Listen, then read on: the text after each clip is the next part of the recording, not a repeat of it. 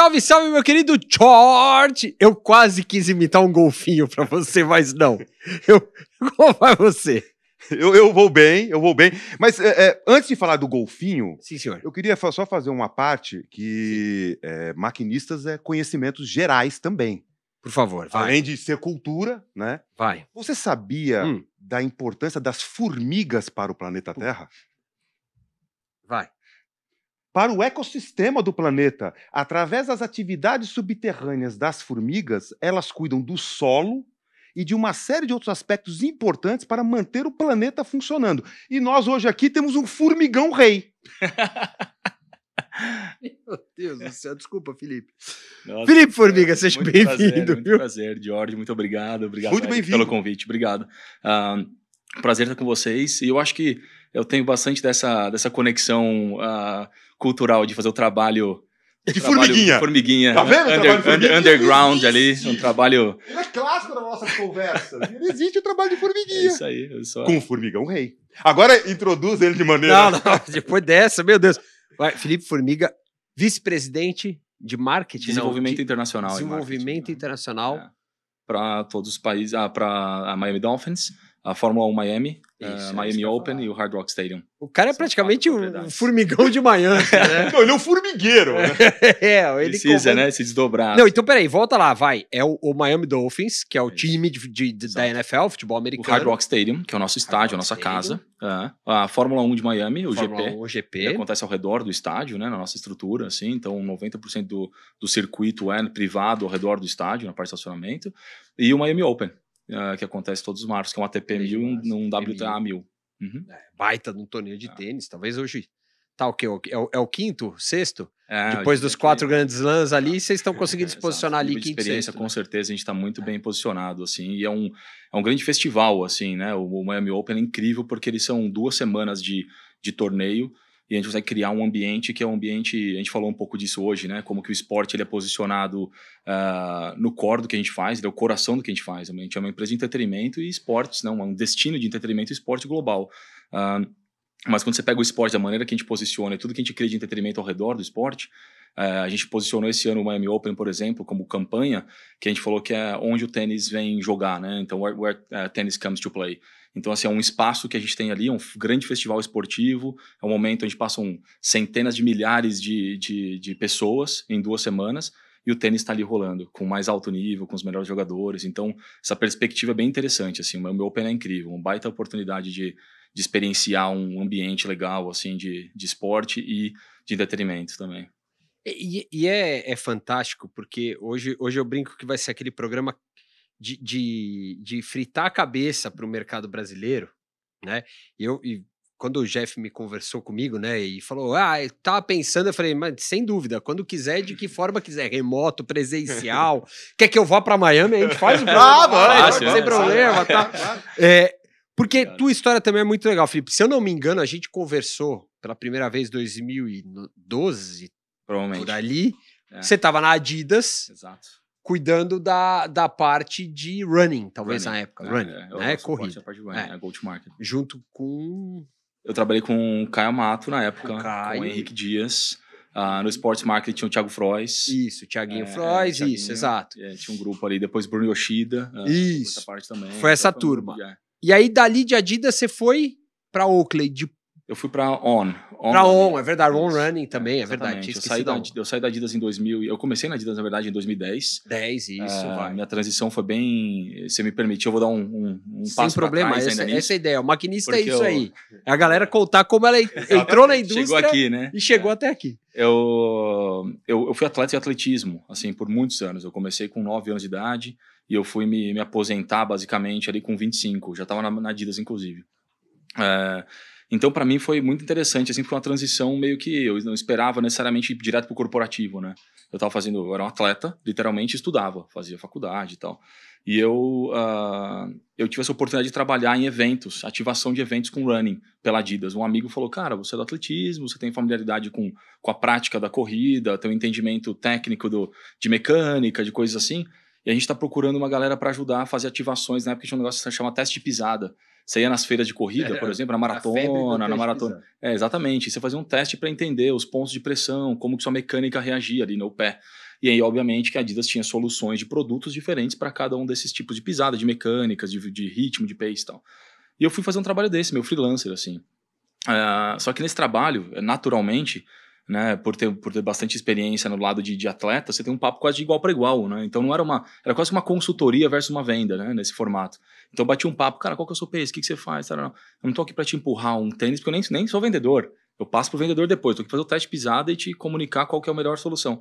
E aí nessa, 2 executivos da Adidas na época, o Thiago Frois era um deles, a Ricardo de Sora, que tocava para Sports Marketing, era um outro executivo. E eles viram ali meu trabalho e falaram, cara, o cara comunica super bem, assim, tem uma abordagem que a gente quer, que é uma abordagem um pouco mais brand e tal. E eu fui convidado pela agência, assim, para continuar trabalhando.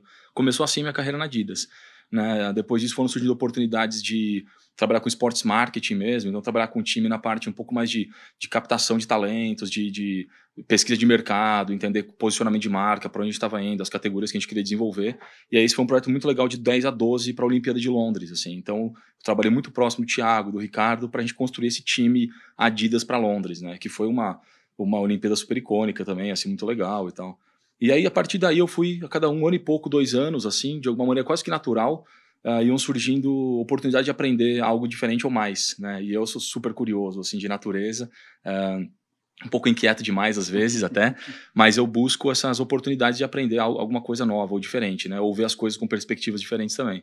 Então surgiu a oportunidade de começar a trabalhar com sports marketing e tal, e no final de 2012 eles abriram uma vaga para go-to-market, que era basicamente dar o suporte para as categorias, né? A categoria faz a gestão de produto, a categoria de negócio, né? Aquela gestão de desenvolvimento de produto e gestão de business, no caso.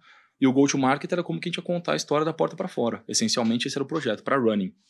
Então, a Global da Adidas lá na Alemanha, eles estabeleceram esse projeto global e, por região, eles pegaram o que eles chamavam de go-to-market, que era para 42 target, eles chamavam, que era para corredores maratonistas, no caso. Então, era um foco em running, né?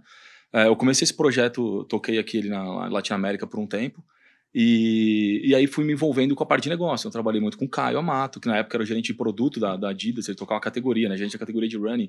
Então a gente trocava muito, eu falei, cara, isso aqui é muito mais interessante do que eu imaginava, de fora, né? Porque você fala, e você começa a ser tão envolvido como atleta, depois como representante da marca, depois como sports marketing, você começa a se envolver com o produto e fala, meu, essa cadeia que eu tô vendo, ela é da metade para frente só.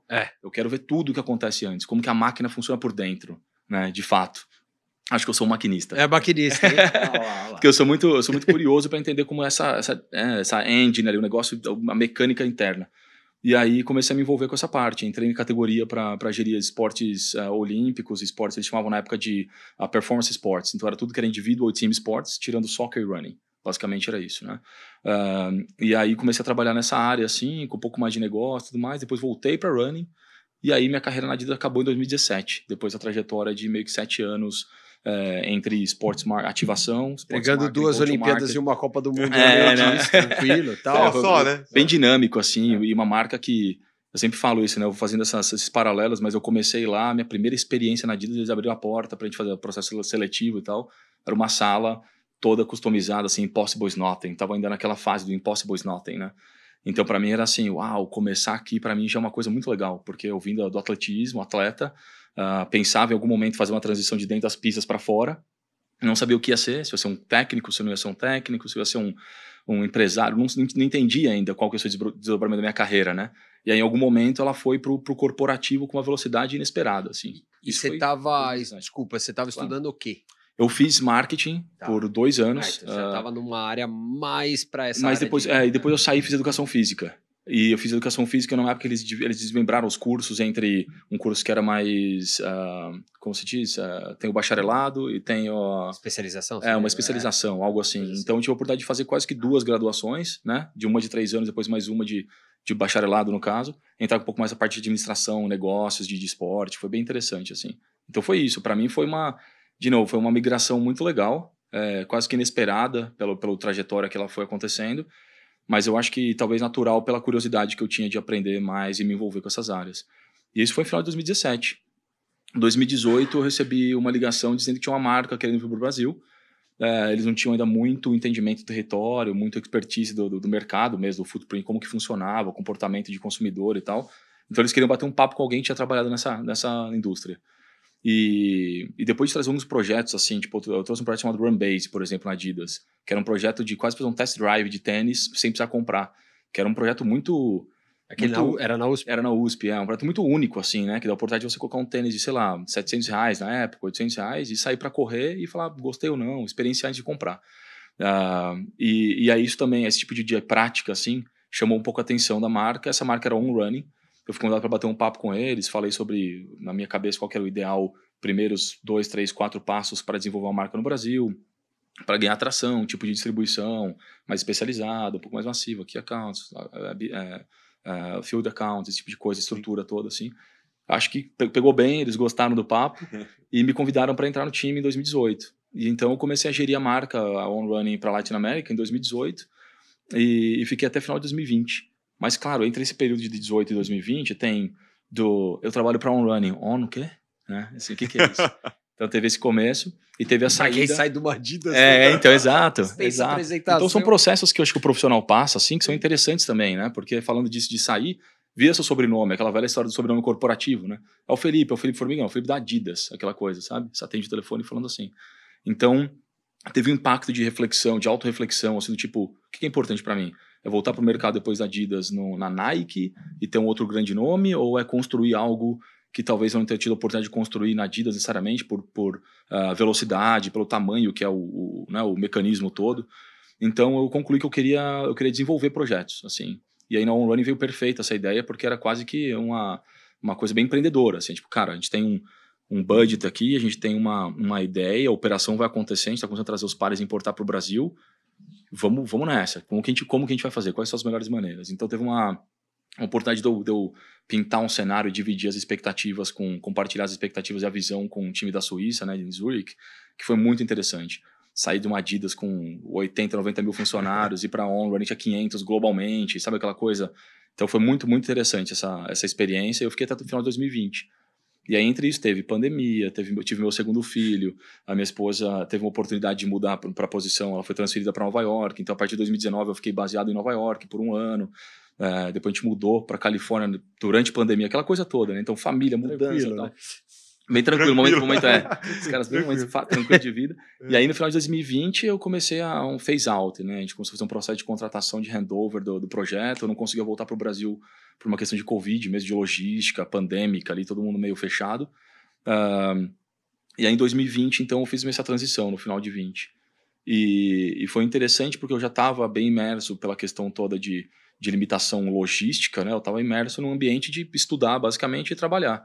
Então, eu comecei a fazer alguns outros cursos lá na Califórnia. Eu fiz um curso na University of California for Irvine, né, no UCI, de Gaming and Esports, assim, porque eu já tinha uma interação mínima com game, ou alguma com gaming, como gamer. Como usuário. Como usuário do game, pela prática e tudo mais, mas nunca nada profissional, assim, nunca tinha imaginado. Meu primeiro contato profissionalmente foi na Adidas, que a gente dava jersey de futebol para os times de, sei lá, de Counter-Strike ou de Call of Duty, coisa assim, que queriam parecer mais oficiais nas competições, estavam começando a ser uma coisa mais estruturada, e eles também queriam o mesmo nível de vestimenta, se apresentar mais profissionalmente, foi um movimento legal. Mas foi isso, minha relação com o game. E aí, em 2020, tive essa oportunidade, em 2021, veio esse convite do tipo, cara, eu fui triangulado com o Head de Partnerships de Sports Marketing da Oakley, né? E que morava muito próximo ali de mim e tal. E aí eu bati um papo com ele assim, ele falou, cara, a gente tá com produtos de gaming, óculos para game, aqueles de filtrar a luz azul e tal, mas a gente não tem go-to-market, a gente não tem estratégia colocada nesse momento. Então a gente tem um produto, o produto vai sair do forno daqui 3, 4 meses, e a gente precisa de uma estratégia de go-to-market para saber como a gente vai lançar. Não tem dono, por enquanto, esse projeto. E eu comecei a fazer uma consultoria para eles, muito parecido com o processo da ON. Em 2, 3 meses ali eu montei um projeto, um go-to-market, apresentamos para o nosso CEO, na época, o CEO deles, lá em Milão. Ele aprovou o projeto e eles falaram, ok, agora a gente precisa de alguém para executar. Você topa vir? Eu recebi esse convite para entrar e liderar essa vertical, que era sponsorships, partnerships, mas também de desenvolvimento de negócio, na parte de gaming. E foi super interessante, porque era um ambiente muito quase que oposto ao esporte, né? A Oakley falava de surf, de skate, o heritage vem de esportes extremos, esportes de emoção, sair de na aventura. rua, sair pra Exato. montanha. De repente, exatamente, de repente você tá falando de marcas de óculos de sol esportivo para videogame. Então foi uma quebra de paradigma da marca, muito interessante, ao mesmo tempo a marca é super respeitada, bem posicionada e conhecida, então abria muita porta pela força de marca, mas exigia muita educação. O que você está fazendo e tal. Eu fiquei por 2 anos nesse processo, assim, a gente cresceu o business consideravelmente, que foi muito legal, a gente cresceu o nível de sponsorship, eu fiz algumas parcerias assim com alguns das maiores organizações de game do mundo, e eu sei que eles continuam desenvolvendo e trazendo mais coisas interessantes também. Mas chegou no meu 2º ano de operação desse projeto, eles fizeram mais ou menos o mesmo convite para a NFL. A gente estava falando um pouquinho disso, né? Que tinha um patrocínio da NFL, a Oakley patrocina a NFL agora, acho que está no 7º ano, se não me engano. Perdi um pouco as contas, mas acho que era no 7º season. E existia uma questão, eles tratavam como sponsorship. Então era como marca, você patrocina para ter a conexão de marca, tem muita questão de produto, do uso técnico do produto, os visores no jogo, ser o parceiro oficial de eyewear, né, de um esporte que é muito visual, é muito interessante, muito impactante, né? Mas era basicamente isso. Então a gente tinha license, produtos licenciados, a gente tinha marca, né, conceito de marca, campanhas que a gente usava de lifestyle, a gente usava os atletas de NFL para ajudar a gente a promover e amplificar o que a gente estava fazendo e tudo mais. E esses caras eram caras patrocinados pela Oakley ou era dentro do pacote NFL vinha o atleta também? A gente patrocinados pela Oakley. Pela Oakley, tá. Que foi outro aprendizado muito legal, a gente estava falando um pouco sobre isso de layer, né? Como que você consegue subcategorizar as coisas para amplificar negócio, né? E a NFL, eles têm vários tipos de sponsorship. Então a Oakley patrocinava quase que todos os layers, assim. Então era um patrocinador oficial da NFL, da liga toda, 32 times. Então nenhum outro time pode usar nenhuma outra marca de eyewear. A gente patrocinava times mesmo, clubes. Então tinham 6 clubes, entre 5 e 6 clubes por ano, que a gente escolhia dos 32. E tinha os atletas individualmente. Então, individualmente o Patrick Mahomes, individualmente o Justin Jefferson, são atletas patrocinados pela Oakley. Então a gente tinha esse desafio muito interessante de conectar essas verticais, né? O que é produto licenciado, com o que é marca, com o que é lifestyle que eles estão conectados, o que é signature product, por exemplo, que tinha as collabs, né? No caso, com os atletas também. E aí eu peguei esse desafio, né? Fui convidado para meio que replicar o que a gente fez com o gaming, que era colocar tudo dentro de um grande plano de negócio, conectar todas as pontas ali e falar, ok, agora a gente tem um PNL, agora a gente tem responsabilidade, agora a gente tem, sabe assim, não é só patrocinar e acabou, né? Gasta o dinheiro assim, e acabou o problema. A responsabilidade, né? Ela é entendida se você deixa um espaço maior para a responsabilidade, como se diz, para interpretação, ela pode ficar subjetiva, né? Então depende dos líderes que estão ali, eles entendem que a responsabilidade deles pode ser uma ou outra. Mas não existia uma objetividade quais eram os KPIs, quais eram as missões exatas de patrocinar a NFL, né? Tinham perspectivas diferentes. Então foi muito interessante a oportunidade de alinhar isso num nível mais alto como organização, dizer o que a gente quer alcançar com isso. É só focado no dólar? Não é. A gente vai continuar desenvolvendo marca, a gente vai continuar desenvolvendo essas partes.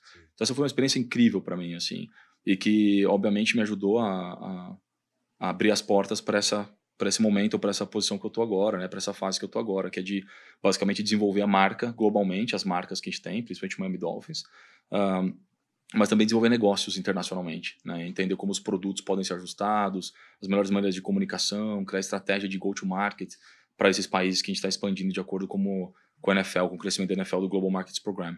Não, e aí dentro disso que você falou de desenvolvimento, por exemplo, a NFL passa por um famoso hype aqui no Brasil agora, né? Jogo aqui, tudo isso que a gente tá vendo. Mas quando a gente olha desenvolvimento, imaginando que a gente isso passa por massificação, claro, né? As pessoas saírem do hype, putz, o jogo é show de bola, mas como é que a galera ali que de repente quer aprender, praticar, vivenciar no dia a dia, que é, por exemplo, uma modalidade diferente do futebol, né? Futebol você pega ali duas pedras de cada lado, a galerinha vai jogar. Exato. Olhando estrategicamente, como sair do hype para massificar? Essa é uma excelente pergunta. Eu acho que isso é parte das barreiras que são criadas de acesso ao esporte, né, de determinadas modalidades. Elas limitam o tamanho que o esporte pode ser. Essa é a grande verdade, né? Então, como você disse, coloca 2 havaianas ali, cada uma de um lado, e uma bola, você não precisa nem ter 4 havaianas, você faz meio campo, meia quadra e joga um golzinho só, né? Sim. Então, assim, existem limitações clássicas, como você vai falar, naturais de modalidade. Então, o futebol americano, se ele exige todo o equipamento, ele já tem uma barreira inicial, que é adquirir o equipamento, que é ter acesso ao equipamento de alguma maneira, e usar isso. E aí foi quando eu acho que surgiu essa ideia de, para internacionalizar, ou para massificar o acesso ao esporte inicial, pelo menos, do que é tocar uma bola de futebol americano, ter os mesmos princípios táticos e tudo mais, começou-se a popularizar muito o flag football. O flag football é uma categoria, ou um esporte, na verdade, né, inspirado na estrutura do futebol americano, e ele é um esporte do qual você consegue improvisar com um nível extremo também a prática. Né? Ele basicamente, o flag football, que é o futebol bandeira, no caso de bandeiras, se você carrega 2 bandeirinhas, cada uma do lado do seu quadril, e você não tem o tackle, então você não tem aquele contato, aquele impacto, que é para parar a bola, ou para parar a jogada. Ao invés de você ter esse contato, você puxa o flag. É claro que acontecem encontrões, acontecem esses contatos físicos, porque é um jogo físico, e de estratégia, mas você tirou, a bola para dali, e a partir dali você faz uma próxima descida. As descidas de first, second, third down são todas muito parecidas, a mesma estrutura de jogo, né? Você tem Conceito mesmo. Conceito. Mas essa é uma versão que você tira suas meias e pendura, ou você consegue jogar, né? Se você tem uma bola. Então, essa é a versão ali do futebol que tem um nível de acessibilidade incrível, como o soccer, como o futebol global, o nosso futebol, que possivelmente vai mudar o jogo. E o crescimento hoje do flag football tem sido assim impressionante. O crescimento já é um dos esportes que mais cresce no país, nos Estados Unidos. Aqui no Brasil tem milhares de praticantes também. Ontem teve a final do campeonato de flag nacional aqui do NFL, a Flag Champs, no Serete, no Parque Serete, na Zona Leste. E eu tava lá, assim, era só o feminino, acho que era abaixo de 15 anos, 17 anos, torcida organizada, pessoal vindo de outras regiões. Então, assim, o esporte ele já tem uma adesão muito grande, e tem muito grande dentro do nicho, obviamente, né? Mas ele tem um acesso muito maior do que o esporte com o full padded, que exige o equipamento. Então, eu diria que assim, o futebol americano ele tem uma limitação de crescimento, o equipamento definitivamente é uma delas, né? Mas é o esporte que mesmo assim tem sido praticado, cuidado internamente, a gente tem atletas muito bons, tem um nível muito legal de disputa interna, nacional, mas o flag football veio para estourar essa bolha, para habilitar todo mundo a jogar o esporte. A ideia é ter mais praticante, ou pelo menos a partir do flag ter mais convívio e contato com o esporte? Porque se a gente pensar, nos Estados Unidos é muito cultural, né? A gente vê nos filmes, o pessoal já joga bola, né? Tem meio que é o que o George falou, né? A gente briga de futebol americano nos Estados Unidos. O objetivo é o quê? É crescer praticante a partir do flag, ou é introduzir o esporte mais maciçamente aí pra galera? Eu acho que são as duas coisas, né? Eu acho que uma das coisas que é, de fato, crescer o esporte em si. Esse é um esporte que é olímpico para 2028, né? Então, assim, você tem um esporte olímpico, a oportunidade de desenvolver ou de representar o seu país com uma modalidade que até então você praticava porque amava ou porque simplesmente gostava, é uma coisa muito legal. Então, já traz uma seriedade técnica maior, assim, de tipo, pô, peraí, agora você pode representar o seu país. Pode ser medalhista olímpico. Medalhista olímpico com esporte, né? Então, assim, traz uma outra característica.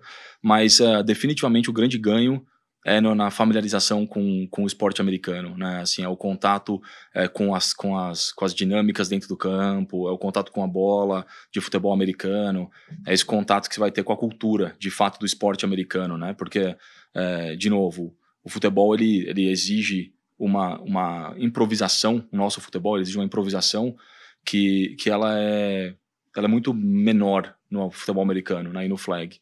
Você tem jogadas e rotas e coisas mais bem definidas, ou melhor definidas, né? Então, é quase aquela história, a gente fala um quarterback muito bem treinado, um time muito bem treinado, ele quase joga de olho fechado, né? Porque, claro, tem as variáveis, mas se tudo correr como planejado, você sabe onde o wide receiver vai estar, em que jarda, em que lateral do campo, ele sabe que se ele soltar a bola ali, o cara vai estar possivelmente localizado ali, ou idealmente, né? Então, o futebol a gente não tem muito esse controle, você tem as posições, mas elas são áreas, são mutáveis, né? Então, assim, isso é uma coisa bem interessante, sabe, da prática. E essa familiarização com flag football, ela te dá toda essa habilidade de entender o quanto você quer do esporte. Assim, você tira o que você quiser. Você pode virar um fã da NFL porque você começou com flag football. Eu vejo isso acontecer bastante, assim, eles começam a se interessar pelo futebol e aí, quem que joga isso aqui profissionalmente? Aí você procura os times de flag que ainda são em desenvolvimento. Eu acho que depois da Olimpíada vai ter um impacto maior, né, de referência. Mas em algum momento você vai parar na NFL. e que é o pinnacle da performance no esporte, do esporte americano, assim, do futebol americano. Então acho que é por aí, acho que vale para os dois, assim, sabe? Formato educação e acesso. Porque, queira assim, queira não, isso passa por estratégia da própria liga, né? Quando você olha assim, em termos de expansão, né? De internacionalização. Com certeza. Né? E até dentro disso, agora é uma curiosidade mesmo. A NFL foi a primeira grande liga a, por exemplo, o árbitro, quando ele vai anunciar uma decisão, essa decisão ele anuncia para o estádio inteiro? Foi a primeira grande liga a fazer isso aí? Essa é uma boa pergunta, eu não tenho certeza. Eu acho que o hockey eles fazem um pouco disso também. Porque o hockey não dá para ver nada. Né? Exato. E a comunicação tem que ser um pouco mais. Mas é uma boa pergunta, assim. Mas eu acho que é um formato de transparência de decisão que tem uma maturidade muito legal, né? Quando você pensa na recepção dessa notícia. Existe revolta quando a notícia é questionável, ou quando o time da casa tem algum lance que acha que não foi, algo do tipo, mas definitivamente pela intensidade do jogo e por ele acontecer em tantas partes juntas, a bola está na mão de uma pessoa, né, essencialmente. Mas o jogo acontece em tantas áreas diferentes, que são de muitos olhos ali, né? Então acho que essa estruturação de terem vários árbitros e ter a questão de vídeo, revisão por vídeo, já é um jogo mais parado que permite que a dinâmica já é um pouco mais pausada, então permite que você vá verificar no vídeo as jogadas sem necessariamente impactar na dinâmica do jogo. Né? Então, essas coisas todas, assim, eu acho que são bem...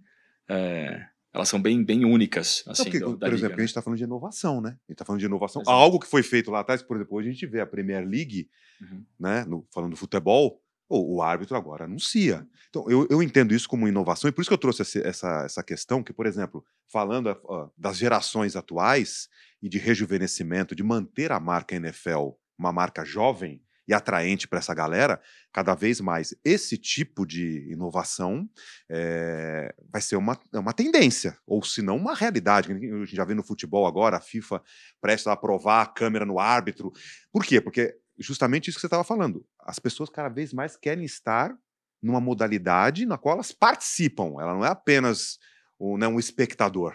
Né? Exato. E aí, dentro disso, e olhando por uma liga como a NFL, o que tem de novidade, de estratégia nessa direção de inovação e de se conectar com essa galerinha que está aí? Então, eu acho que assim, tem algumas coisas que acontecem lá que são bem únicas, né? Eu não vou te falar tanto de inovação da liga necessariamente, mas mais pegando uma perspectiva do quanto que eles inovam no engajamento, a conexão que tem.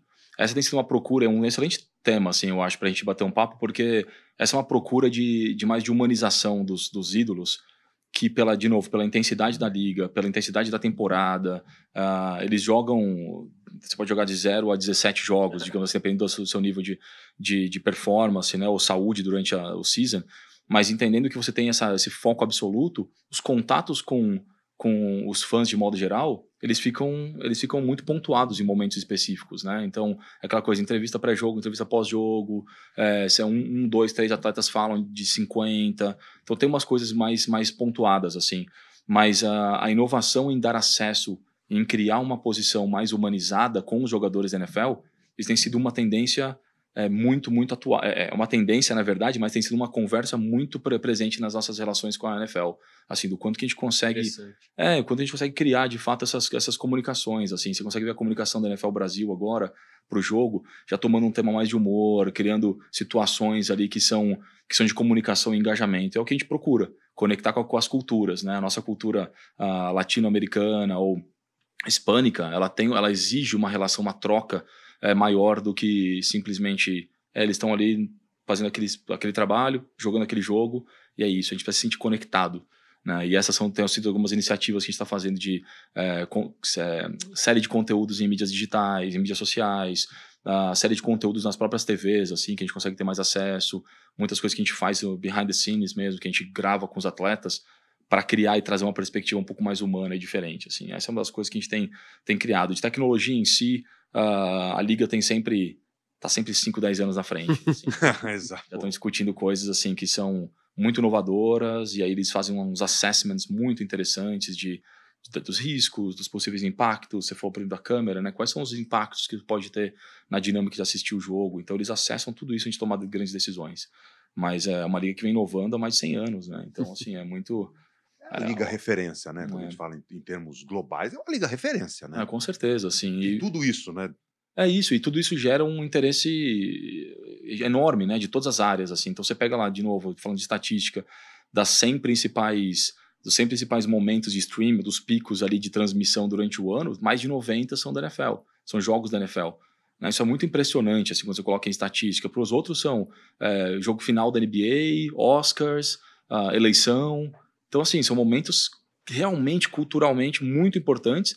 Todos os outros 90, mais de 90 são... assim como na TV linear já né? Da TV linear exato. é divertidíssimo, porque dos 100 são 98. Assim, raramente vai para 95. Né? Exato. Os índices são altíssimos. É um absurdo, assim, o domínio que tem, né, na cultura. Exato. E o que é interessante, Felipe, você falou, você traz um negócio muito legal, que é essa questão da humanização, porque ela é exatamente o caminho inverso daquilo que foi a tendência do marketing esportivo nos anos 2000, vamos dizer, que era o Beckham, como o grande ícone disso, né? Era o status do ídolo inatingível, né? Aquele cara que tá ali, num pedestal e tal. A tendência, você vê, é realmente essa, é a gente humanizar cada vez mais, né? Sim, eu acredito que sim, porque, de novo, acho que bem pontuado, assim, passou-se por aquela fase de precisamos construir um herói, e eu acho, de novo, não é que não precisa mais, eu só acho que tá mudando um pouco como esse herói é posicionado. Porque um herói colocado no pedestal, ele é um herói que ele tem que ser muito bem comunicado para você entender o que a imagem diz. Né? E eu acho que a partir do momento que você tem mais abertura, você tem tantas outras oportunidades de mostrar quem que aquele cara é dentro, fora do campo, por que ele é um herói, né, do ponto de vista de... Deve ser uma pessoa que influencia as novas gerações do esporte e tudo mais.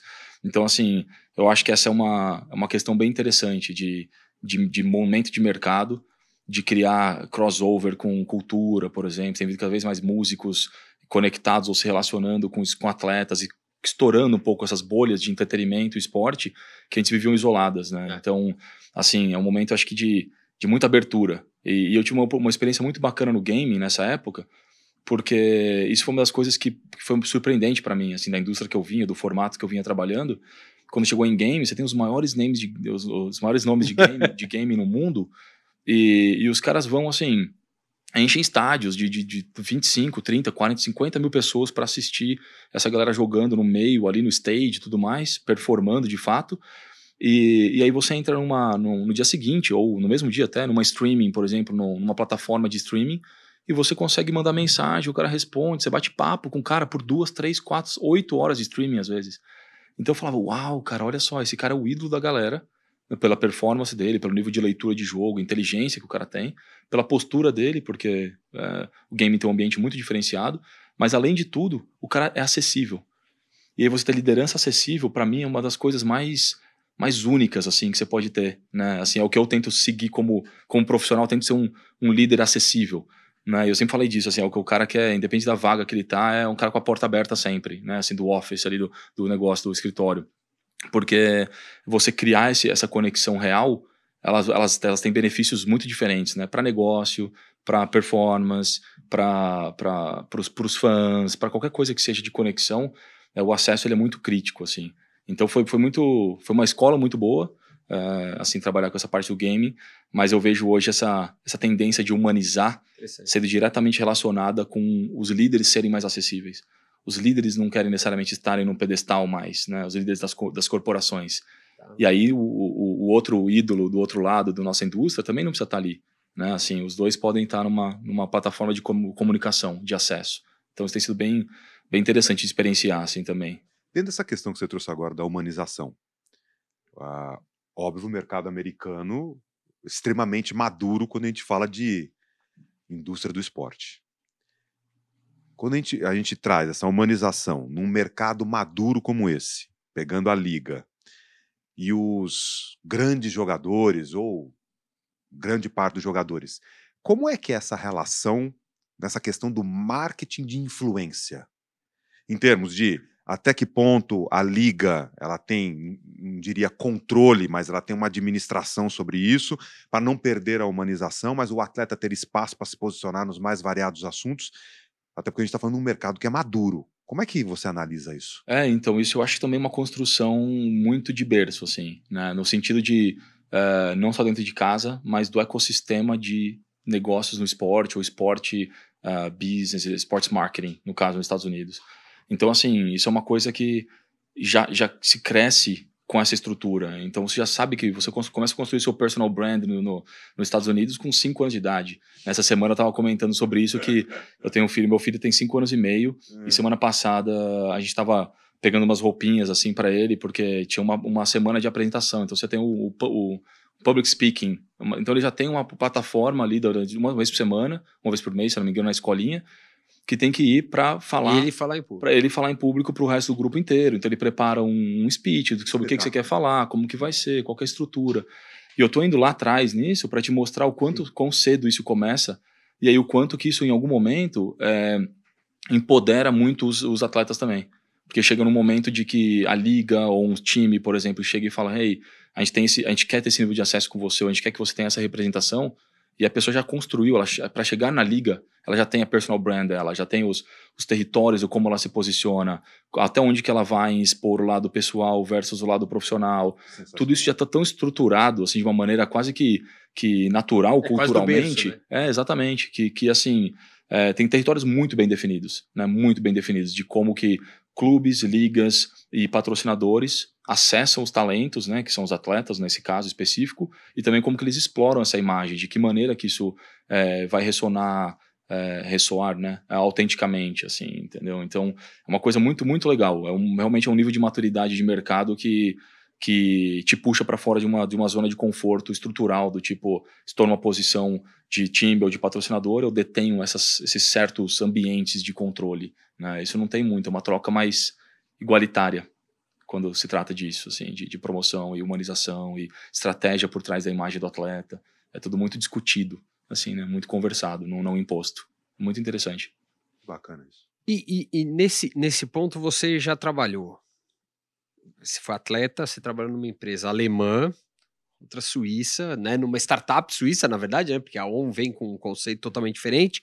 A Oakley, que é mezzo Milano, mezzo americana, né? Que vem uma bagunça ali. Olhando, e agora, né? Super mergulhado no berço do marketing esportivo, e onde tá, vamos dizer, onde tudo é meio que a vanguarda de tudo tá por ali. Como a gente posicionaria essas indústrias? Brasil, Europa? Como é que você enxerga hoje esse mercado, tendo tanta experiência assim diferente? Sim, eu acho que a primeira coisa que eu gosto são perspectivas, assim, eu sempre gosto muito de falar disso, perspectivas. Hoje eu estava conversando com o Jefferson, dando uma viajada nessa relação de perspectivas, porque eu acho que é o que acaba conduzindo as opções e as decisões de negócio que são feitas, por perspectiva, né? Então, assim, você olha o mesmo objeto de ângulos diferentes, você vê diferentes coisas. E aí é muito interessante porque o modo como o ângulo que é visto o mercado americano, a indústria americana no esporte, o entretenimento, ele é um ângulo muito diferente do que a gente vê aqui, por exemplo. E eu te digo algumas das coisas simples, né? Ontem eu fui no jogo, como comentei no Itaquera, assisti o jogo do Corinthians, eu cheguei ontem mesmo de viagem, falei, vou aproveitar, tive o convite de um amigo, fui até lá no estádio, muito legal de ver toda a estrutura, de entender, né? E sexta-feira a gente tem um jogo da NFL acontecendo lá, então eu falei, vai ser uma oportunidade legal de ver os dois mundos, dois né? grandes, eu tive uma experiência parecida no Bernabéu, fui lá assistir um jogo do Real, né? Um jogo de futebol, assim, e experienciar aquilo cheio, com a paixão local, com a paixão do futebol, imaginando já e pensando como isso vai ser o nosso jogo do Miami Dolphins em 16 de novembro, em Madrid, dentro do Bernabéu, com futebol americano naquele estádio. Então eu fiz esse paralelo ontem, e durante essa conversa lá, eu conversei com algum pessoal do Corinthians, alguns executivos do time, mas estava observando a estrutura do estádio e o quão diferente já são os modos que a gente fala dos assets, né? Como se diz assim, os acessos que as propriedades e os produtos que se pode criar, né? Assim, e essa é a grande perspectiva que eu vejo que o esporte americano e o entretenimento americano, eles não perdem nenhuma oportunidade de enxergar as coisas de diferentes perspectivas. E essa é a missão dos caras. Então, se você chega aqui e olha uma coisa de um ângulo e fala, eu acho que isso aqui tem uma boa oportunidade, a gente pode trazer tanto, faturar tanto nesse negócio, nesse produto, vamos construir isso, fazer assim, assado. E você traz outras 2 ou 3 pessoas com perspectivas diferentes, provavelmente vai crescer esse projeto em 30%, 50%, 100%. Né, com perspectiva de negócio, de captação de negócio, de geração de negócio, geração de experiência, por exemplo. Às vezes nem é só sobre dólar, sobre dinheiro, mas adicionando ali boas cabeças na mesa, fica muito interessante a troca. E eles fazem isso constantemente. Então é um exercício quase que diário, né? Todo meeting que você entra é uma troca de perspectivas, assim. E quando você tem a mesma perspectiva, é legal porque valida as ideias, mas quando não é interessante porque complementa. Não é que você diminui o projeto. Exato. Você amplia o projeto. E aqui na a gente verdade. tem muito esse conceito de meio que para. Ou, na verdade, entende que é bom o suficiente e limita ali, né? Então a gente tem falado sobre como fala, a extensão dos contratos, por exemplo, né? Ou a categorização das indústrias para trabalhar. Lá a gente subcategoriza basicamente tudo.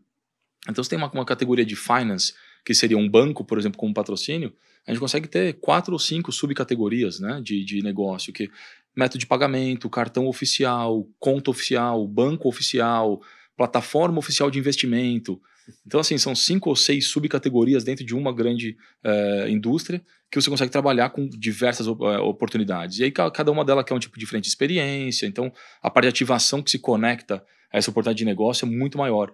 Então a ramificação, né, de troca, ela é muito legal. Então é um exercício diário, basicamente, de troca com todo mundo do time, mas também de zoom out, assim, eu fico falando isso, né? Uma das coisas que eu sempre repito eu sempre tenho que lembrar e fazer o exercício de dar zoom out ali no meu mapinha, né? Onde eu tô, o que eu tô fazendo, o ambiente que eu tô, e aí tira essa perspectiva de olhar mais de cima para ver de fato o tal do big picture, né? Como ficam falando, assim, mas eu acho que é entender todas as oportunidades, explorar todos os ângulos, acessar os riscos, o nível de sensibilidade a risco é altíssimo também, né? Porque você tem uma exposição muito grande.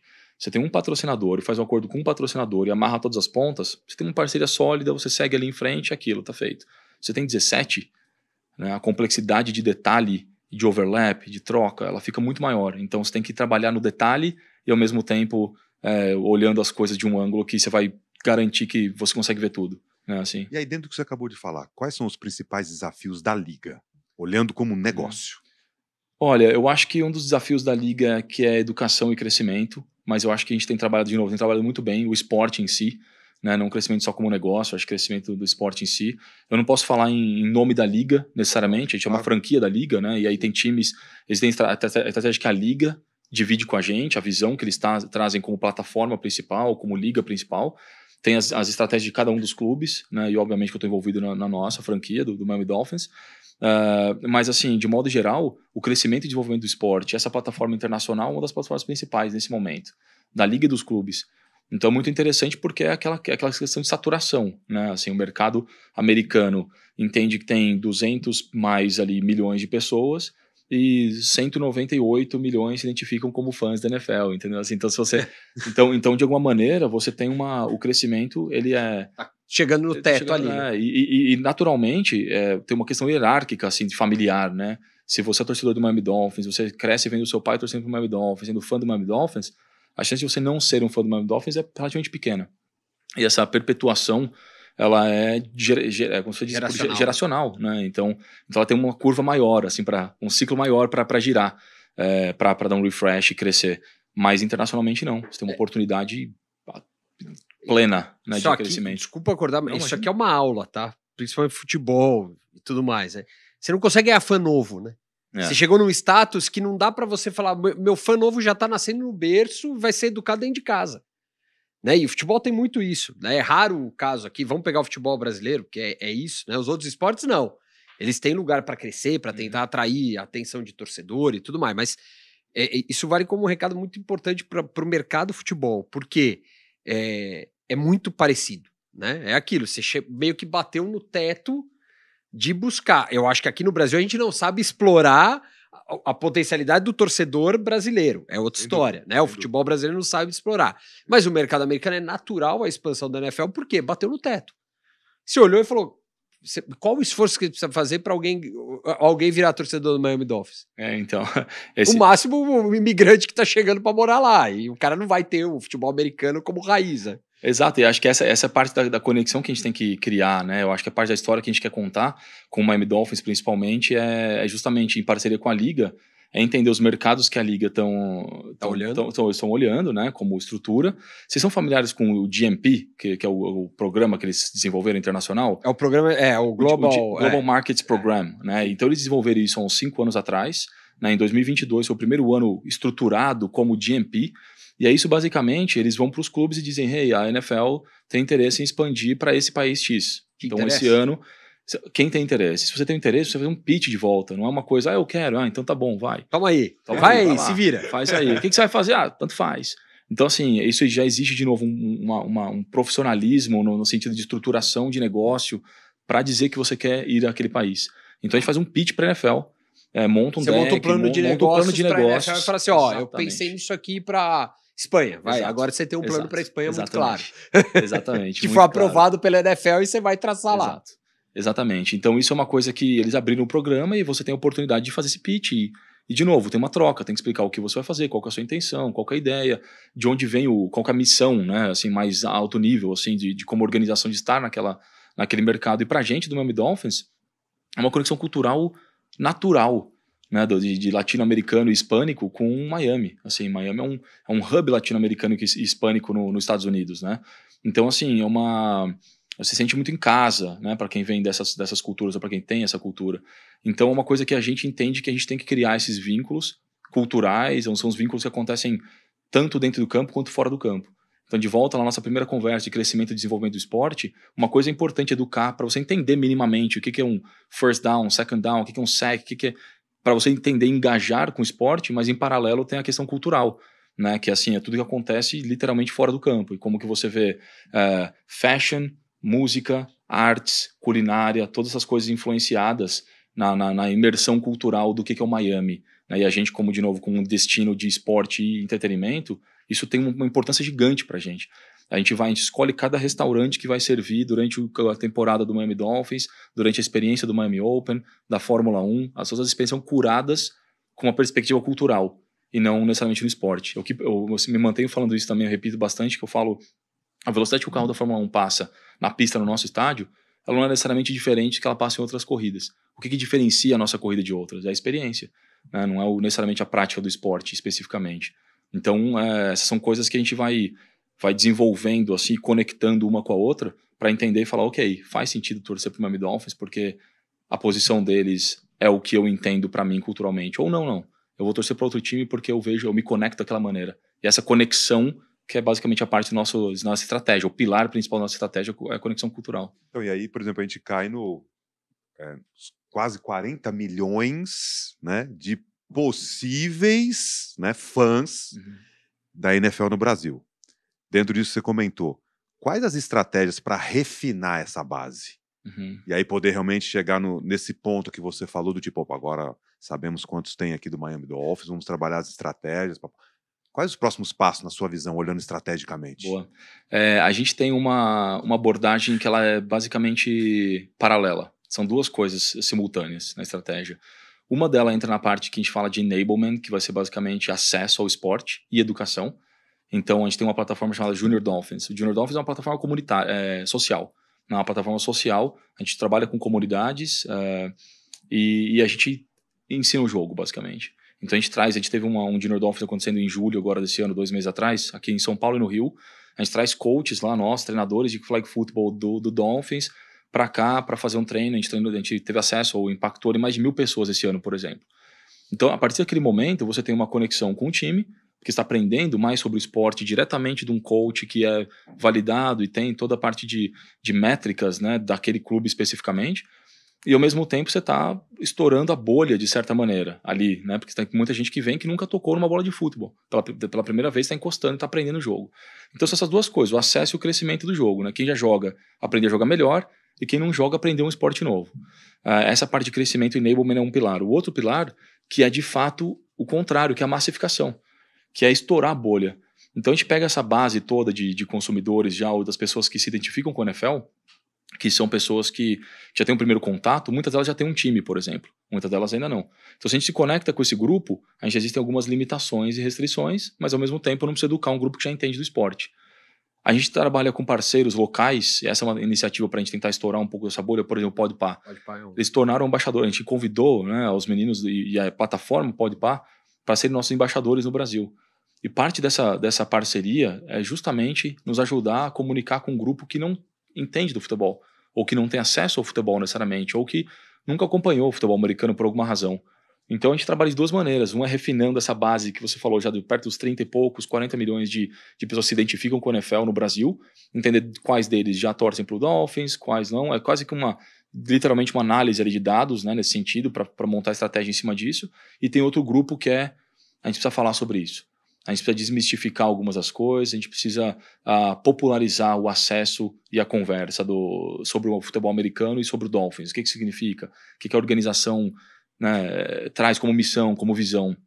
E trazer parceiros como esses são incríveis. O Podpah, por exemplo, eles falam com um grupo completamente diverso, um grupo jovem, um grupo de pessoas que trazem uma perspectiva diferente das coisas, né? Eles vão para o jogo. Eu tive com os meninos do Super Bowl ano passado, lá em Las Vegas, ainda pela Oakley, né? Que eles são parceiros da Oakley. E a perspectiva é assim, uau, né? O que é isso? Olha esse espetáculo, é Usher tocando no intervalo, é isso acontecendo, isso é uma loucura, isso em volta de um esporte, o nível que o esporte alcançou. Então, a experiência que eles trazem com o olho deles, com a ideia, com a conexão que eles fazem com a audiência deles também, né, com os fãs ali e tal do Podpah, é uma coisa que não faz sentido que a gente conduza. Não tem que ser liderada pela empresa, não tem que chegar e falar, hey, isso que é o Miami Dolphins, pense isso do Miami Dolphins. Não, assim, a gente quer te mostrar... Ele contar, né? Exato, a gente quer te mostrar o que né, de uma maneira quase que passiva, no sentido de fan, né? E aí você vai conquistando, gerando experiência, ensinando o jogo, comunicando, explicando sobre o que a gente... Nossos pilares culturais, nossos pilares éticos da organização. Então, assim, é meio que os dois. A gente trabalha refinando a base, mas ao mesmo tempo abre mais a base para um grupo novo de pessoas e expande, estourando um pouco dessa bolha. E aí nesse caminho entra exatamente não ser só o Miami Dolphins, ter o estádio, ter o GP, como é que funciona essa lógica de negócio? Vamos entender primeiro assim, por que tem tudo isso dentro da cadeira de quem está olhando o desenvolvimento no Dolphins? Boa, acho que uma primeira coisa é a gente tem um grupo de senior leaders lá muito visionários, assim, com uma visão muito até inspiracional, assim, sabe, do ponto de vista de entretenimento e esporte global. São executivos que eles tomam riscos, que eles não, como se diz, eles não limitam as ideias baseadas em acesso. Eles têm as ideias e trazem um acesso e fazem acontecer, né? Então, vou usar como exemplo o nosso CEO, Tom Garfinkel. Ele entrou na gestão em 2013, aproximadamente. A gente fez uma reforma no estádio e terminou em 2015. Então, a gente fez uma nova plataforma, basicamente. O estádio era aberto, fora era só parking, não tinha plazas de ativações. Então, a gente renovou o estádio para que a estrutura física do estádio comportasse outros níveis de eventos. Com essa estruturação, a gente trouxe Super Bowls, a gente trouxe Copas do Mundo, Mundial de Clubes com FIFA, a gente trouxe outras coisas dentro do estádio. Mas aí, em um certo momento, a gente entendeu oportunidades como o tênis, por exemplo, né, que são esportes globais, assim, de trazer movimento para dentro do negócio, do nosso ecossistema, que era o estádio e o time até então, para complementar essa experiência. A gente já tem o expertise de criar experiências, já tem todo o entendimento do que é, de como estruturar as coisas para gerar a melhor experiência possível. Por que não estourar essa bolha de novo e visualizar algo mais? O Miami Open aconteceu em Key Biscayne, que é um espaço incrível, assim, super, como se diz, super icônico também, né? Quase uma ilha ali, um negócio muito legal. Mas existiam limitações de crescimento no espaço. E a gente entendia que o circuito em si tinha uma oportunidade gigantesca, né? Por uma série de fatores. Então a gente fez, por exemplo, a aquisição de uma parte do Miami Open, né? A gente tem parceria com a AMG até então. E então a gente complementa essas experiências e complementa o negócio, obviamente. De novo, a gente já opera tudo no estádio, a gente tem todo o expertise, a gente está em casa, por que não construir 2, 3, 4, 20 quadras de tênis na parte externa, construir um mini estádio, uma quadra dentro do estádio e fazer a quadra principal e as finais ali? Por que não? O que limita a gente? Né? Nada, vamos para cima. E aí vieram essas outras oportunidades. Há 5 anos atrás conseguimos começamos a construir o paddock, né, o prédio do paddock para receber a Fórmula 1, agora já na 4ª edição. Então, assim, essa ideia de complementação de negócio, ao mesmo tempo de estourar um pouco sair um pouco da caixa, assim, sair dessa bolha de, cara, a gente é um time da NFL, a gente opera dessa maneira, não, a gente é um destino de entretenimento e esporte global. O que isso significa? Quais são os shows mais trendy hoje? Taylor Swift, a gente teve 3 noites de Taylor Swift no ano passado acontecendo lá. Esse ano a gente teve Shakira, Post Malone, FIFA, college, Então vira uma coisa multidisciplinar ali, multiplataforma, né, o grupo, assim. Então é justamente essa, para falar com todo mundo, né, para falar com todos os públicos, e usar o nosso expertise no maior nível possível, né? O melhor nível possível. E nesse conceito, tem evento todo dia lá? Praticamente. Tem alguma coisa acontecendo todos os dias. Mas evento necessariamente não. Tem datas diferentes, a gente tenta usar, obviamente, o espaço o máximo possível. Como vocês imaginam, o espaço parado ele não beneficia ninguém. Então a gente quer de fato ter sempre algo acontecendo. Mas a gente tem espaços muito diversos também. Então a gente consegue ter, por exemplo, de um lado do Plaza acontecendo um festival de jazz, e do outro lado oposto do estádio tá acontecendo no mesmo dia, não na mesma hora, mas no mesmo dia, uma prova de automobilismo, por exemplo, que não necessariamente só a Fórmula 1. Na Fórmula 1, a gente tem o track toda da Fórmula 1, né, oficial, mas a gente tem outras 4 configurações desse track, dessa pista, que ela não passa por uma área pública. Então a gente literalmente consegue manter isso aberto. A gente consegue manter são 4 pistas, basicamente, de um autódromo, né, validado pela FIA, validado pelos maiores níveis que a gente consegue explorar. Então a gente criou uma plataforma ano passado um programa chamado PDC, que é o Precision Driving Club, que para pilotos amadores, pessoas que gostam, amantes do motorsports, que tem um carro esportivo, querem andar com carro esportivo numa pista profissional, uma pista oficial de Fórmula 1, com outros traçados, exato. E isso corre em mais de 50 datas por ano, por exemplo. Enquanto isso está acontecendo, tem show rolando dentro do estádio, né? E aí tem festivais do outro lado da rua, no nosso estacionamento. Então, de novo, a gente tenta usar isso o máximo possível de datas para ser o mais criativo possível e, obviamente, monetizar, gerar mais negócio possível com a estrutura, mas tem plataformas muito sólidas, assim. Hoje a gente tem marcas muito icônicas que mantêm qualquer grupo de pé, né? Uma Fórmula 1 que a gente ganhou Promoter of the Year em 4 anos de corrida, né? Um reconhecimento super legal da experiência que a gente gera. O Miami Open, como você falou, ali no top, depois dos slams ali, a gente está muito próximo disso, e tem gente que adora a nossa experiência tanto quanto ou mais do que Grand Slams até, né? Então, a NFL com o Miami Dolphins e o estádio também gerando experiência, são coisas assim muito, muito legais. Então a gente tem um grupo diverso, que diversifica negócio, diversifica risco e diversifica oportunidade, que acho que é o grande lance, assim, oportunidades infinitas, né? E o nível de conhecimento desse fã, desse consumidor, olhando para essa questão que a gente está falando aí agora há pouco, de dados, né, de informação e tal, qual é o nível, na sua opinião? Porque, por exemplo, para promover todas essas experiências, olhando esse ecossistema, né, e a partir delas conhecer cada vez mais o seu consumidor, você tem todo um trabalho de inteligência por trás. Como é que isso funciona? Isso é uma coisa que a gente vem trabalhando cada vez mais. Eu vejo que às vezes vocês batem um papo com o pessoal aqui que fala muito de BI, fala de AI, de leitura de negócio, de estrutura de análise de dado, né? E a gente tem uma questão muito forte que é de comportamento mesmo, né? Assim, o comportamento do consumidor. E isso é uma coisa culturalmente, tem uma diferença enorme também com o que a gente vive aqui, por exemplo, né? Aqui, você vê os estádios, 50% de ocupação com 20 minutos antes do jogo, de repente todo mundo chega, o jogo acontece, o jogo termina, todo mundo vai embora. Lá você tem o tailgate, começa 4 horas antes de abrir o estádio para entrar. Você entra no estádio, são mais 3, 4 horas de jogo. Então, para um jogo da NFL, por exemplo, existe um momento de interação, de contato com os consumidores, com os fãs, de 8 horas, uma janela de 8 horas. Né? Então, isso te dá uma oportunidade de leitura de comportamento incrível. Assim, né? E aí a gente trabalha em cima disso, não só com data, com informação específica, com dados específicos de sistema, mas existe leitura também de sensibilidade, heat maps, assim, de onde são as áreas, de que tipo de ativações são tem mais sucesso, que tipo de abordagem com esses consumidores tem mais sucesso. Isso tudo customiza a nossa estratégia para frente. E a gente tem plataformas específicas, né, que são quase que um aplicativinho ali que a gente brinca. Eu passo boa parte do meu tempo brincando, fazendo isso, que é criando os dashboards, né, para a gente analisar com dados internacionais. Quanto mais cresce o esporte internacionalmente, mais informação você tem, mais dados você consegue coletar, melhora a leitura e melhora a customização da sua estratégia, né? Fica mais autêntica cada vez mais. Porque você começa a falar o que as pessoas, o que é importante ou relevante para as pessoas, né? No ponto de vista de estratégia, como falar, né? Não o que falar necessariamente.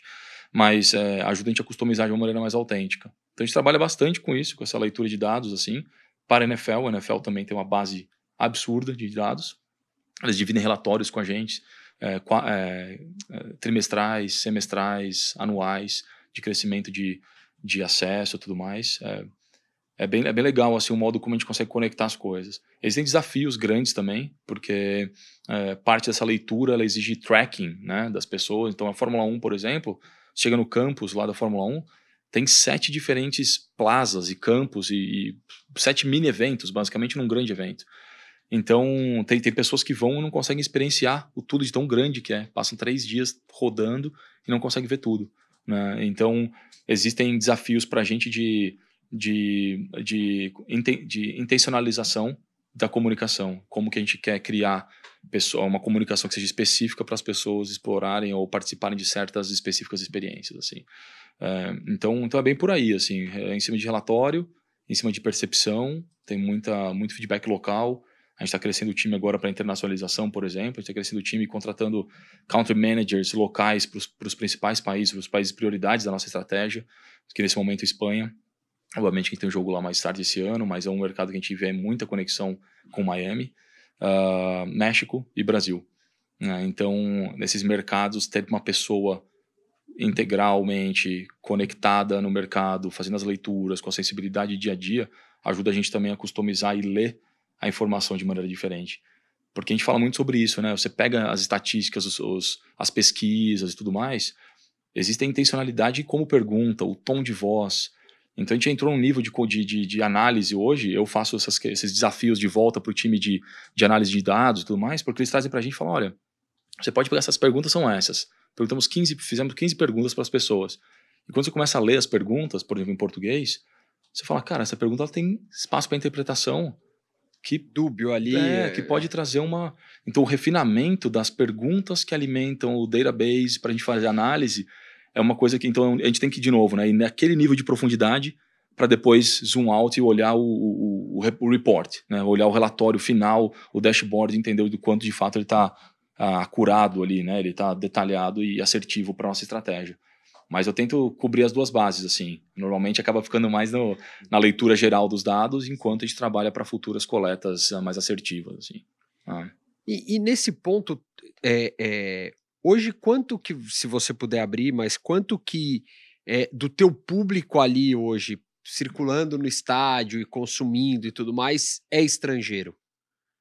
A gente tem algumas leituras gerais. Essa parte do como coleta a informação, isso é parte de uma coisa que eu venho conversando muito com a organização desde que eu entrei, porque a leitura ela é feita, você precisa criar métricas, né? Como que você cria métrica? Ou você vai para alguém e pergunta, ei, de onde você veio, ou quando você, né, de onde você é originalmente, qual que é onde você vive, esse tipo de pergunta geossocial, ou você tem que deduzir de alguma maneira, né? Quais são as métricas hoje? Então existem métricas de acesso à compra de ticket, qual é a IP da pessoa, de onde que ela está comprando, acessando para comprar. Outra é o cartão de crédito, de onde essa pessoa compra, qual o endereço, que país que é esse cartão de crédito. Se é um cartão de crédito americano, ou colombiano, ou mexicano, entende-se que muito provavelmente essa pessoa está vindo. Mas esse entendimento, de novo, esse espaço de subjetividade nessa leitura de informação, ela não tem sido super benéfica para a gente continuar fazendo a leitura. Então hoje, se eu te falar, por exemplo, a maior parte das pessoas, já deve ser maioria do Miami Open, é o público internacional. Natural, Essa leitura já sendo feita com os dados que a gente tem hoje. Sim. Se a gente conseguir refinar isso com um ponto de vista de você pode morar lá, usar um cartão internacional, ou você pode morar aqui e usar um cartão de lá, né? E depois viajar só para o evento. Então, a gente está tentando cobrir também, mais uma vez, chegar em mais detalhe, para conseguir ter uma leitura maior. Mas o que eu posso dizer é que a nossa plataforma mais internacional de todos do grupo é o Miami Open e o Hard Rock Stadium, com os concertos. Né, muito diverso, depende do tipo, obviamente, de música tocando, atrai outro tipo de público. E aí depois a gente tem o Miami Dolphins e Fórmula 1. Assim, a Fórmula 1 também é bem diversa, tem um percentual legal. Mas os KPIs foram todos desenhados, as métricas e tudo mais, em cima das informações. A gente tem uma infinidade de coleta de informação, de frentes de coletas, de pesquisa. Então, informação tem bastante. E dentro dessa questão cultural, você citou isso em vários momentos aqui do nosso bate-papo. Uhum.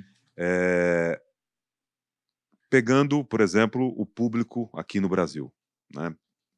Que a gente tem uma cultura predominantemente futebolística, né? E aí, na cultura americana, das grandes ligas, né, você tem as franquias, né? E lá, uma franquia ela pode mudar de localidade. Aqui, por exemplo, é inimaginável você falar, o Corinthians agora vai, a sede é lá no Acre, né? Isso é surreal para o torcedor. Mas tem uma questão cultural, né? Como trabalhar isso para que esse fã aqui no Brasil ele tenha esta compreensão de como funciona essa engrenagem lá?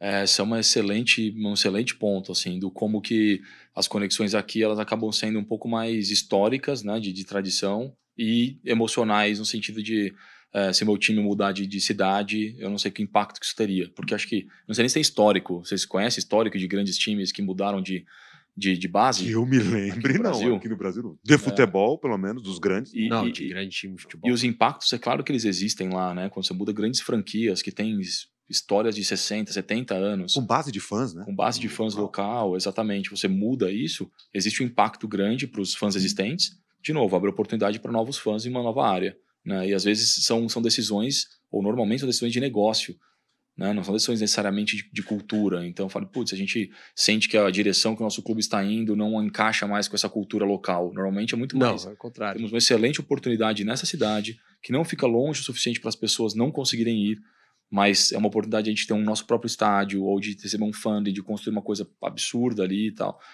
E ter uma nova casa, ter mais estrutura para os atletas, mais acesso. Então, assim... Uma expansão do negócio, né? Exato. Normalmente as decisões vêm daí, né? Assim, então a gente tenta buscar uma conexão que ela é uma conexão, como posso dizer, ela é mutável, né? Uma conexão que você pode carregar.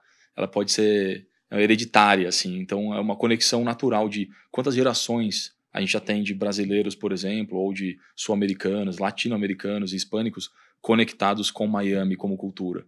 Uma coisa quase que imersa hoje, né?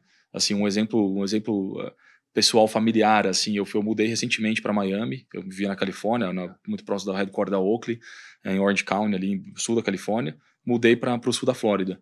E nas primeiras semanas que a gente mudou, nos primeiros dias, assim, os meus filhos vieram para mim e perguntaram assim, papai, você tem certeza que isso aqui é Estados Unidos? Assim, eu falei, por quê? Fala-se muito espanhol. Ele falou, a gente tá ouvindo mais espanhol do que inglês, muitas vezes, nos restaurantes que a gente vai, nos lugares que a gente frequenta na cidade, assim, né? Eu falei, sim, é isso, mas isso é Miami, né? Assim, isso é Miami. Já tem uma Já é cultural, exato, já enraizou, já né? enraizou, assim. Então, essa cultura já é parte do clube, já é parte do nosso DNA, né? De ser uma cultura diversa, uma cultura aberta, uma cultura de conexão, de foco no esporte, foco na performance, foco no negócio, mas que é impossível separar essa conexão. Então, é uma coisa autêntica, uma coisa natural, né? Assim, você chega, pergunta para alguém e fala, cara, você vai tirar férias e ir para os Estados Unidos passear. Para onde você vai? Com a sua família, né? Você vai lá pro meio do país, naquela cidade menor X, que está menos 45 graus? Talvez. Mas a maioria das pessoas naturalmente escolhem estar em um lugar que tem uma conexão maior. Então a gente não precisa criar essa história, ela já existe, né? Eu falo isso, eu não preciso customizar a minha estratégia para latinos e hispânicos. A cultura do Dolphins já é latino e hispânica, do ponto de vista de fãs, de posicionamento geográfico, de interação com o consumidor. Então, assim, é bem interessante. É uma coisa que para mim não tinha sido... Eu não tinha praticado isso ainda, né? Eu trabalhei numa marca alemã, depois trabalhei numa marca suíça, trabalhei na Oakley, uma marca americana. Então, sempre exigia uma explicação, um nível de educação maior do que o Dolphins. O Dolphins é um pouco mais naturalmente conectado, assim. Então, ao invés de a gente criar essa cultura, a gente aproveita essa conexão. É porque eu trago isso até visando aproximar, né? E imagino que o fã aqui no Brasil ele tem naturalmente ter essas dúvidas, né? Uhum. A mesma coisa quando a gente fala da mecânica, né? Do draft, né?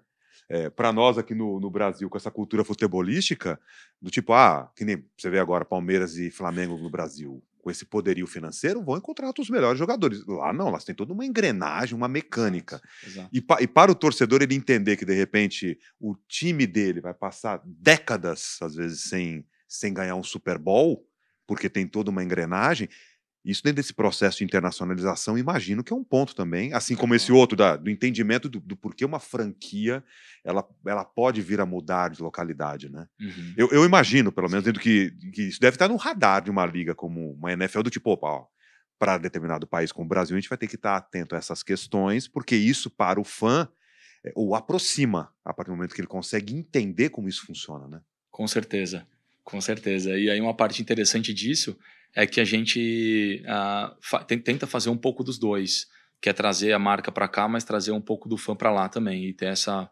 troca, né, internacional. Então, quando você pensa na expansão internacional da NFL, especificamente, parte do que eles entendem a gente tem a parte das regras, digamos assim, é que a cada 4 anos, um time da NFL, um dos 32 times, ou todos os 32 times, tem que ter jogado pelo menos uma vez internacionalmente. Então isso faz parte do pacote desse GMP, né? Foi implementado assim, que é justamente para estimular que aconteçam jogos oficiais em temporada internacionalmente. E o que é interessante porque isso gira... se isso não está no seu radar como uma franquia nesse momento, deveria estar. É quase que assim, sabe? Para as 32 franquias da liga. Mas quando você começa a pensar que essa estrutura ela é toda amarrada, como você disse, em algo muito maior, que tem um processo de capping para salário, de estrutura de negociação de broadcasting, de conversa centralizada com a liga, de detenção de direitos de IPs mesmo, das próprias franquias, assim. Essa é uma estrutura tão maior ou tão mais complexa que ela tende a ser menos reativa. Então tudo tem que ser muito planejado, assim, pelo tamanho que ela é. Então os planejamentos eles são feitos de maneiras muito, como pode dizer, muito médio e longo prazo, assim. Então é tudo muito estável para os parceiros locais, para os parceiros internacionais. Você tem uma volatilidade, obviamente, de performance, porque, como você disse, você pode draft muito bem, você pode criar outro tipo de cenário de performance que é normal de qualquer esporte, mas ao redor dessa performance tem uma estabilidade de negócio imensa, né? Porque você consegue ter estrutura de médio e longo prazo. Você não tem... Eu tive um pouco dessa conversa, eu participei de um bate-papo e um painel com o Barcelos, que é o atual presidente do Inter, com o Henrique, que vinha de uma agência, e com o Dan, que ele é o CEO da Orange County Foot Soccer League, lá, né, da Califórnia. A gente bateu um papo sobre estrutura de ligas. A gente estava falando sobre isso, sobre essas curiosidades do quanto que centralizações ajudam a trazer solidez para as negociações, né? Então, quando você centraliza dentro de ligas, por exemplo, conversas com transmissão, direitos de transmissão, o quanto que isso empodera os times que são menores, né? E ao mesmo tempo, os times que são maiores continuam sendo beneficiados pelo natural interesse em estar ali. Então, isso é uma coisa que para a gente de negócio, assim, de negócio no sentido de, para a gente, quando a gente fala de negócio especificamente, isso é uma coisa que traz a estrutura que a gente precisa.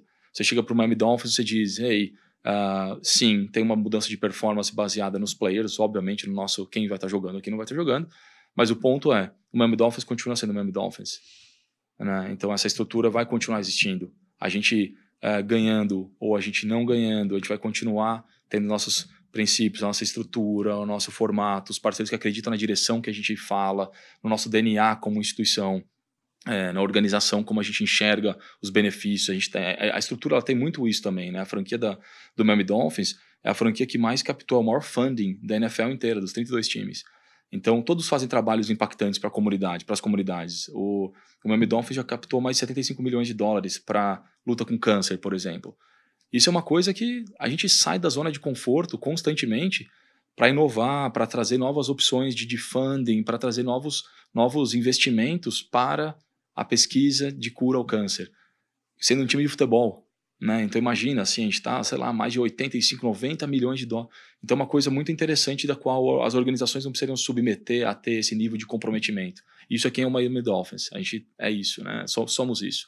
Então isso traz, obviamente, de novo, volto ao seu ponto, ela traz você tem uma solidez da liga, como estrutura, como formato, para que a máquina gire de uma certa maneira, e você tem as estruturas de pilares éticos e de princípios e de missão das franquias que são quase que intocáveis, assim, do ponto de vista de DNA, né? E aí você traz uma segurança para o ambiente de negócios, né? Sem dúvida. Com esse olhar, né, 360, né? Exato, sem dúvida.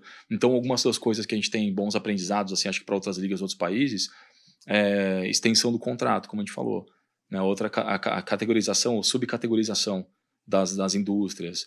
A outra parte de transmissão, direito de imagem. Agora vocês estão vendo as transmissões, todas as discussões com o NFL, né? Todas as diferentes plataformas que vão ter transmissão do jogo da NFL Isso é super interessante, isso aumenta o acesso, isso dá oportunidade de todos os players, todas as marcas participarem em algum momento. Se envolverem com o negócio. Né? Passa a ter produto para todo mundo, passa a ter oportunidade para todo mundo, todas as marcas, menor ou maior, de terem exposição e conexão com aquele clube, né?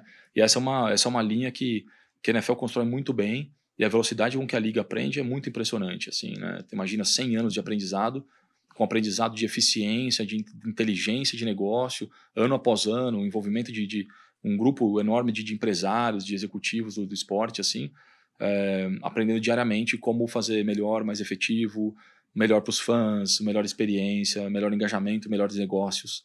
Então, uma escola interessante, assim, de todos os dias, tá aprendendo alguma coisa nova, não, de perspectiva de que trazer novo para o mercado. O George, quando o professor é bom, passa rápido, viu? Já estouramos o cronômetro faz tempo, 1h15 de programa. Ó. Que tristeza, quer dizer, tá terminando, é uma tristeza. O papo tá bom. Não, e aqui eu tinha mais umas 50 curiosidades que eu queria saber, tranquilamente. Ficará para as próximas. Falei muito, né? Não, que isso, não. O professor pode falar o quanto quiser. Isso é aula, essa foi Masterclass, né? Hoje foi Masterclass. Imagina, obrigado pela oportunidade de legal. É sempre muito legal trocar com vocês e eu escuto o programa, obviamente, sempre aprendendo de outros executivos, outros empresários da indústria, assim, mas eu acho que tocar em temas que são fora da superfície é o que vocês proporcionam, assim, né? Dá uma oportunidade muito legal. Então, obrigado mais uma vez. Que é isso? É qualificada essa, hein? Se ele tá dizendo que ele escuta, qualificada a audiência e tal, ele tá tentando fugir da pergunta. Da perguntinha? Você viu? Ele já tá tentando se encerrar. Não, obrigado por participar, tô indo. Não, imagina, né? Não, imagina, tal. Ô, Felipe, você sabe muito bem, né? Vai lá. Vem. Chegou a hora. Já passou da hora. Do momento, George. Agora, no dia 30 de agosto, nesse último sábado, a gente perdeu o Luiz Fernando Veríssimo, né? E ele tem uma das célebres frases, que é o seguinte, quando a gente acha que tem todas as respostas, vem a vida e traz novas perguntas. Na sua vida pessoal, essa frase se encaixa em qual momento? Muitos, para ser sincero. Muitos. Eu acho que muitos porque eu tive uma vida muito desafiada, no sentido de autodesafiada, inclusive. Eu sou meio anti-zona de conforto, sempre fui, e aí como atleta, zona de conforto não existe, né? Se você entende que tem algo confortável é porque tem algo errado, é quase que assim. Então você tem que ir ali ajustar e estar em evolução constante. E acho que essa lição, assim, essa tirada do esporte veio para a vida, e tirando a dinâmica física, que é mudando para lá e para cá, nos últimos 7 anos, acho que eu mudei 6 vezes de país, estado, e tirando essa parte toda, eu acho que tudo que eu faço, de alguma maneira, eu tento me desafiar. E acho que, às vezes, esse desafio pode ser uma pergunta interna ou pode ser uma pergunta externa. Né? Lidar com as perguntas que aparecem do mundo aí sem bloqueá-las, eu acho que primeiro você tem que estar aberto para escutar as perguntas, né? Essa é a primeira coisa, assim, da vida, do mundo. E a segunda, quando elas acontecem, é refletir, de fato, na sua perspectiva, como vai responder. Ter sido mais maduro, eu acho, nos negócios e com a vida, que é escutar as perguntas, absorver e aí colocar um pouco mais de pensamento e responder, né? Acho que eu tive uma vida bem reativa em vários momentos, assim. Então, isso aplica para, acho que, todos os meus dias, assim, para ser sincero. De sair da zona de conforto, escolher as perguntas que vêm do mundo, de pessoas, dos ambientes, e tentar adaptar. A gente tem uma vantagem bem grande, falando de profissional, inclusive, como brasileiro, que é a adaptação. O nível de adaptabilidade, de improvisação, de ajuste, é uma coisa, assim, muito única, muito única. E quando você vê nas outras indústrias internacionais, falando especificamente de negócio, você tem essa oportunidade de trazer essa parte pessoal. Então, acho que é isso, cara. Acho que é uma busca pelas perguntas, na verdade, né? Quase que está aberto. Eu quero mais perguntas. Quanto mais perguntas eu tiver, mais oportunidade de refletir eu tenho para responder e entender se eu estou no caminho certo ou não, ou ajustar o que tem que ser ajustado. Agora eu entendi porque que ele pediu mais meia hora, começar meia hora mais cedo o programa. Não paro. Porque ele quer saber, quer mais pergunta, pô, eu quero perguntar, então estamos feitos aqui. Manda. Não, ó, Felipe, realmente assim, muito bacana Acho que assim, a gente sempre tenta trazer aqui nossos maquinistas, as pessoas que ajudam a fazer a indústria do esporte no Brasil e no mundo, e hoje acho que veio muito legal. Estamos na semana de NFL aqui no Brasil, e para entender um pouquinho desse movimento, de tudo, né, e é muito legal ver um brasileiro num cargo tão alto ali, ajudando e mostrando o próprio país, como a gente é capaz, como a gente tem gente boa em vários lugares. Queria agradecer demais a tua presença. Imagina, obrigado vocês pela oportunidade mais uma vez. Eu que agradeço. E eu ouço às vezes essa frase de falar do brasileiro estar ali, e eu olho para tantos outros brasileiros que fazem história na indústria, que se posicionam de maneira assim, nos posicionam de maneira muito bem, nos representam muito bem, né? E trazer essa perspectiva, ter a oportunidade de trazer uma perspectiva brasileira, internacional, para grupos como esse que eu trabalho, e sentar numa mesa com um grupo de pessoas que estão gerindo esse negócio há alguns bons anos e trazer um ângulo diferente brasileiro e tudo mais, para mim é um orgulho, na verdade, assim, pela oportunidade, né? Muito gratificante. Mas eu, de novo, obrigado pelo papo, pelo espaço, e teremos outros. Pode ficar tranquilo. A gente vai marcar. Tanto que o cara fala, né? Não. Sempre é bom. Bola, sempre é bom. Diariamente, maquinadoesporte.com.br. Assine nossa newsletter Engrenagem, o Theo lembra aqui. Redes sociais é o @Máquina Esporte. Maquinistas, voltamos semana que vem, certo, George? Sim. Que aula. Que é isso? Então, fica aí, bota no meio, velocidade meio, não no velocidade rápida, que merece ouvir com calma essa aula que tivemos hoje com o Felipe Formiga, vice-presidente de desenvolvimento de negócios, é isso? Internacional do Miami Dolphins. Isso aí. Obrigado mais uma vez. Valeu. Valeu. Bora. Obrigado. Tchau. Tchau.